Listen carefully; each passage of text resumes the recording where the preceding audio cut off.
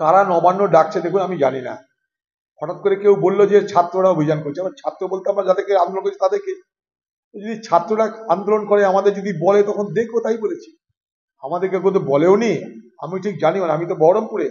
এখন ছাত্র আন্দোলন কোথা থেকে কে করছে না করছে, আমরা যেমন রাজনৈতিক দল হিসাবে রাজনৈতিক আন্দোলন করি, পার্টির আন্দোলন করি, পাশাপাশি নাগরিকদের আন্দোলন তো সামিল হচ্ছি আমরা।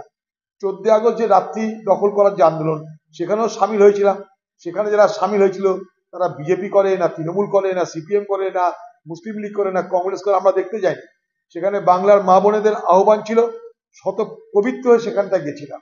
আবার কখনো আমরা যখন রাজনীতি করি, সেই 14 আগস্টের দিনের বেলা কলকাতায় আমরা কংগ্রেস দলের পক্ষ থেকে প্রতিবাদ মিছিলও করেছি।